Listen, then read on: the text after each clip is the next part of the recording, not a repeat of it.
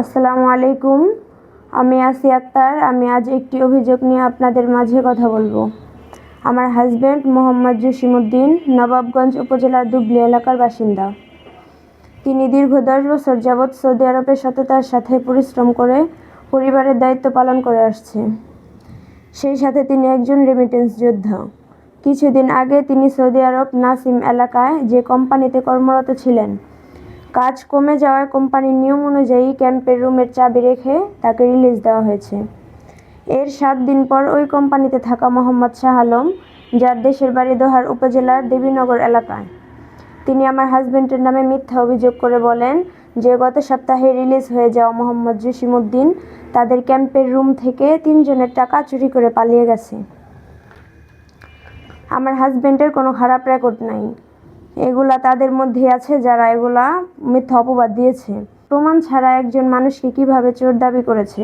আমার হাজব্যান্ড গত এক সপ্তাহে নাসিম এলাকার কোম্পানির ক্যাম্প থেকে চাবি বুঝিয়ে দিয়ে রিয়াদের হারা চলে এসেছেন। তাহলে কিভাবে তার কাছে রুমের চাবি না থাকার পরেও রিয়াদে থাকা অবস্থায় রুমে ঢুকে চুরি করলেন, যার কোনো প্রমাণও দেখাতে পারে নাই? সিসিটিভি ফুটেজের কোনো প্রমাণও পাওয়া যায়নি। আর যে সময় চুরির কথা বলা হচ্ছে, সেই সময় একই সময়ে আমার হাজব্যান্ড রিয়াদে শাহ আলমের ছোট ভাইয়ের সাথে কাজের সন্ধানে ছিল, যে শাহ আলমের 1 বছর যাবৎ আকামা নেই, টাকার জন্য আকামা বানাতে পারছে না। তার কাছে কিভাবে এত টাকা জমা থাকে? এখন সৌদি আরবের সাংবাদিক আব্দুল হালিম নিহন ভাইয়ের দৃষ্টি আকর্ষণ করে বলছি, আপনি সঠিক তথ্য না জেনে না বুঝে কিভাবে একজন মানুষের উপর এমন মিথ্যা অপবাদ দিতে পারেন? আমি এর নিন্দা ও প্রতিবাদ জানাই।